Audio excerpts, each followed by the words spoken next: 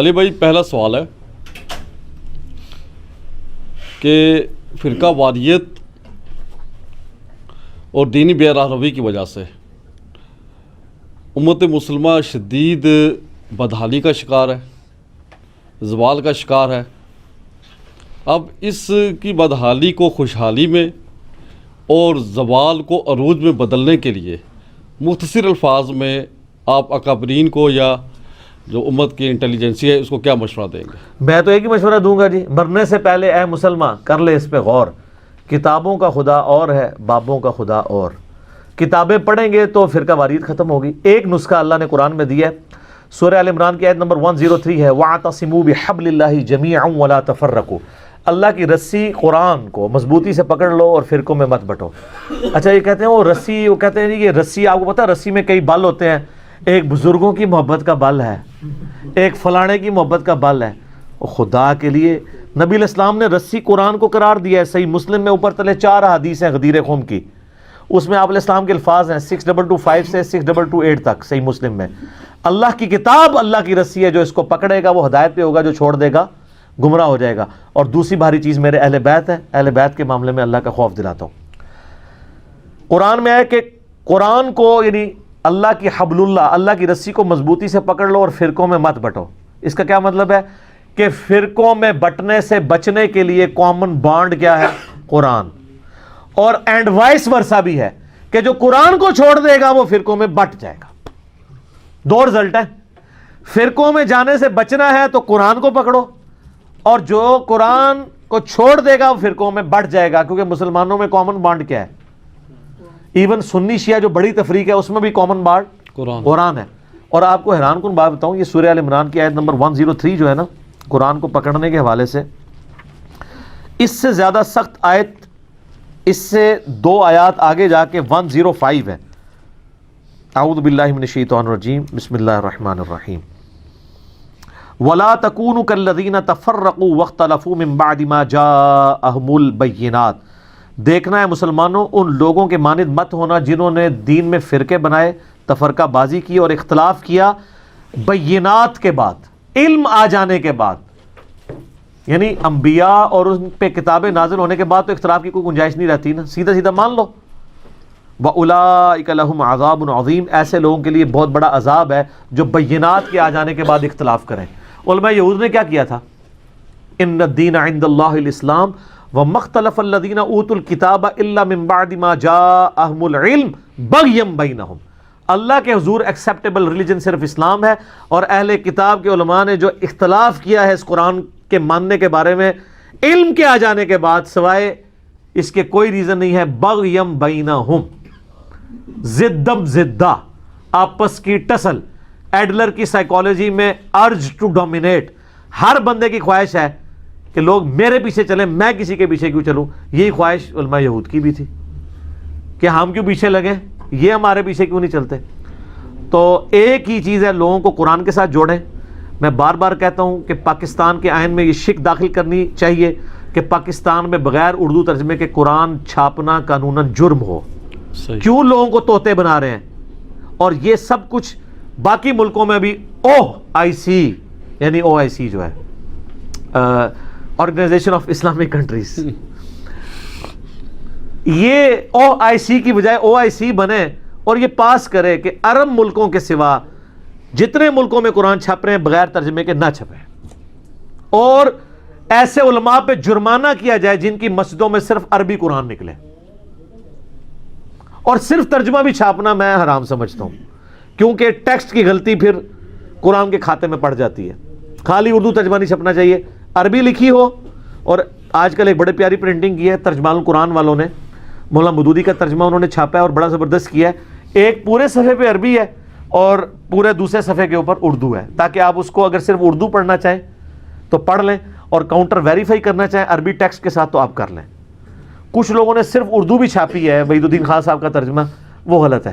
وجہ ہے کہ جب کنفلکٹ آئے گا تو پھر کیا کریں گے آپ؟ تو چونکہ ہمیں تو فخر ہے کہ ہمارے پاس اوریجنل ٹیکسٹ میں قرآن موجود ہے۔ یہ تو مصیبت بائبل کی تھی کہ جن کے پاس ہبرو لینگویج کی بائبل ہی کوئی نہیں ہے۔ سب سے اولڈر بائبل ان کے پاس گریک ہے، اس کا ہبرو میں ٹرانسلیشن ہوا ہے۔ قرآن کا عربی میں ٹرانسلیشن نہیں ہوا, قرآن خود عربی میں نازل ہوئی ہے, انگلش میں ترجمہ کریں, چائنیز میں کریں, اور اللہ کا شکر ہے سعودی حکومت سے لاکھ اختلاف, لیکن یہ اتنی بڑی نعمت ہے امت کے لیے کہ جتنے لوگ حج پہ جاتے ہیں ان لوگوں کو ان کی زبان میں ترجمے وہ فری بانٹتے ہیں. ہر حاجی کو, عمرے والے کو تو نہیں دے سکتے, بہت زیادہ خرچہ ہے, حاجی کو وہ دیتے ہیں.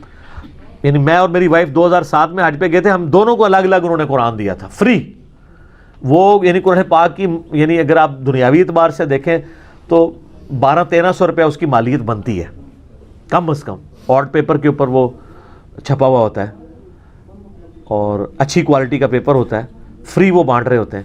تو قرآن پاک ترجمہ کے ساتھ ہوں, اور جس طرح ابھی یہ ہمارے پاس کورس بھی آیا ہوا تھا ریویو کے لیے, عمر بھائی آپ نے بھی وہ ریویو کیا ہے وہ کورس جو 5ویں تک کا اسلامیات کا کورس, ابھی جو پی ٹی آئی کی گورنمنٹ نے اس کو ریوائز کرنے جا رہے ہیں, اور اس میں کئی لوگ ہیں جو یعنی اسٹوڈنٹس ہیں ہمارے ویڈیوز کے اعتبار سے جو اس میں شامل ہیں, ان تک یہ بات پہنچائی ہے کہ بھی یہ 6 کلمے جو ہیں اس میں 4 کلمے ثابت ہیں, اگلے 2 کلمے جو ہیں یہ لوگوں نے بنائے ہیں, یہ کورس میں سے نکالیں. دعائے قنوت وہ والی سکھائیں جو قنوت نازلہ والی نہ سکھائیں جو آپ پڑھتے ہیں, قنوت وطر والی بھی سکھائیں جو اصل دعا ہے, اللہم اہدنی فیمن ہدیت. صبح شام کے اذکار بتائیں, اور اسی طریقے سے اس میں قرآن ترجمے کے ساتھ بھی انہوں نے شامل کیا ہوا ہے. میٹرک تک گامدی صاحب نے بھی جو وہ کورس ریوائز کیا ہے نا براڈ بیس ایجوکیشن والا, اس میں یہ کہ میٹرک تک پورا قرآن ترجمے سے کور ہو جانا چاہیے. تفسیر کو نکال دیں, وہ ہر بندہ اپنا اپنا جو کرنا ہے کرے, ترجمہ ایک دفعہ ایمانداری سے پڑھا دیں تاکہ مولوی جو تفسیر میں گھسا نا اس کے شر سے بچائیں. اور سر مولوی ترجمے میں نہیں گھس سکتا. اعلیٰ حضرت میں نے بھی ترجمہ کیا ہے ایاک نعبد و ایاک نستعین کا, اے اللہ تیری ہی عبادت کریں اور تجھی سے مدد چاہیں. بعد میں ویسے شیخ عبد القادر جیلانی کو پکارتے رہے ہیں, قرآن میں نہیں ڈنڈی مار سکے. شیعہ کا ترجمہ اٹھا لیں یہی لکھا ہوا ہے, بریلویوں کا اٹھا لیں یہی لکھا ہے, دیوبندیوں کا, اہل حدیث کا ترجمہ سب نے صحیح کیا ہے. مولوی گھستا ہے نا تو وہ حاشیے میں گھستا ہے. قرآن کی تو اللہ نے حفاظت کی ذمہ داری, کئی ترجمے میں بھی 19-20 کی ڈنڈی ہے نا تو وہ خود پکڑی جاتی ہے. اعلیٰ حضرت نے وہ انا ارسلناک شاہدا ومبشرا ونذیرا کا ترجمہ کیا, حاضر و ناظر شاہد کا ترجمہ. لیکن سورہ بقرہ میں جب یہ آیات آئیں اور سورہ حج میں کہ اے امت محمدیہ صلی اللہ علیہ وآلہ وسلم, اس نبی کو ہم نے تم پر شاہد بنایا ہے اور تمہیں اگلی امتوں پر شاہد بنایا ہے, تو وہاں شاہد کا ترجمہ ان کو یہ کرنا پڑنا تھا کہ نبی علیہ السلام تو صرف اس امت پہ حاضر و ناظر ہے اور یہ امت جو ہے ساری امتوں پہ حاضر و ناظر ہے. وہاں انہوں نے گواہ ترجمہ کر دیا, اور گواہ اللہ کا گواہ جو اللہ کی گواہی لے کے شہادت علی الناس, یعنی اللہ کی دعوت پہنچانے والا, پریکٹیکلی اللہ کے حق کو, توحید کی بات کو امت تک پہنچانے والا, یہ حق پہنچانے والا, اللہ کی توحید کا دائی, یہ شہادت علی الناس کرنے والا ہر مسلمان کو ہونا چاہیے. وہاں ترجمہ انہوں نے صحیح کر دیا. تو کہیں اگر کسی سے ڈنڈی ماری بھی گئی ہے نا, الٹیمیٹلی وہ دوسری جگہ ترجمے میں پکڑی جاتی ہے. اور میں کئی لوگوں کو جانتا ہوں جنہوں نے اپنے فرقے کا ترجمہ پڑھا ہے اور اللہ تعالیٰ نے انہیں ہدایت تک پہنچا دی ہے. کتنے لوگ ہیں, میں یعنی کتنے لوگوں کو پرسنلی جانتا ہوں. ہمارے ایک دوست آفس کے کولیگ کٹر بریلوی تھے, شرک میں ڈوبے ہوئے, ڈاکٹر تھے, پڑھے لکھے ڈاکٹر, دنیاوی تعلیم دیکھ لیں, دینی تعلیم کیا. ان کو 2-3 دفعہ ہارٹ اٹیک ہوا. آخری دفعہ جب ہوا نا تو ڈاکٹر نے کہا کہ یہ آپ ایکسپائر ہوتے ہوتے بچے ہیں, اب اگر اٹیک ہوا تو آپ بچیں گے نہیں. دنیاوی زندگی گزار رہے تھے, اللہ کی طرف آئے, داڑھی رکھ لی اور بڑی ایمانداری سے ایک پریکٹسنگ بریلوی بننے کی انہوں نے کوشش کی کہ میں تو چونکہ بریلوی ہوں تو مجھے ایک اچھا بریلوی بننا چاہیے. اچھا مسلمان بننے والا تو چکر نہیں ہو, پی کے والا میرے کلپ آپ دیکھ لیں, شیعہ ہوتے تو اچھے شیعہ بن جاتے. انہوں نے ایمانداری سے کنز الایمان احمد بریلوی صاحب کا ترجمہ خریدا مارکیٹ سے, قرآن کا ترجمہ اعلیٰ حضرت کا پڑھنا شروع کیا. قرآن کا ترجمہ مکمل نہیں ہوا, اللہ نے ان کو ہدایت دے دی. حالانکہ ترجمہ وہ پڑھ رہے تھے اعلیٰ حضرت کا, اور ترجمہ پڑھنے کے بعد ان کو سب سے زیادہ اختلاف اعلیٰ حضرت کے عقیدوں سے ہو گیا. یہ لوگ میرے پہ بھی پروپیگنڈا کرتے ہیں نا, یہ لوگوں کہتا ہے علماء کو چھوڑ دو. سر میں کبھی نہیں کہتا ہوں, میں نے آج تک اپنا ترجمہ لکھ کے کسی کے حوالے نہیں کیا. میں تو یہی کہتا ہوں کہ اپنے علماء کا ہی ترجمہ پڑھیں, لیکن یہ لوکل علماء کا نہیں, بزرگوں کا. جو لوکل تو ان کے بچوں کے بچے ہیں. اگر ایک دیوبندیوں کو میں کہتا ہوں اشرف علی تھانوی سے قرآن پڑھو, اس کا ترجمہ پڑھو, تو اسے عام دیوبندی مفتی سے قرآن کا ترجمہ پڑھنے کی کیا ضرورت ہے؟ کوئی کہہ سکتا ہے میں اعلیٰ حضرت سے بہتر ترجمہ پڑھا سکتا ہوں بریلوی عالم, تو سر آپ کنز الایمان ڈائریکٹ پڑھیں. کوئی کہہ سکتا ہے میں فرمان علی شاہ سے بہتر شیعہ کا ترجمہ لکھ سکتا ہوں, تو آپ فرمان علی شاہ کا پڑھیں. جونا گھڑی صاحب کا پڑھ لیں اہل حدیث، اور سادہ لوگ جو ہیں وہ فتح محمد جلندری اور مولانا مودودی کا ترجمہ پڑھ لیں، آپ اپنے فرقے کا ترجمہ پڑھیں، لیکن ترجمے میں جب کوئی گھسنے لگے گا نا، قرآن سورہ حمیم میں سجدہ میں ہے کہ باطل نہ آگے سے داخل ہو سکتا ہے، نہ پیچھے سے، نہ دائیں سے، نہ بائیں سے۔ اس کتاب کی اللہ نے حفاظت کی ذمہ داری لی ہے، ٹیکسٹ کی تفسیر میں ڈنڈی ماری ہے نا، وہ علیحدہ بات ہے، ترجمے میں کسی نے نہیں مانی۔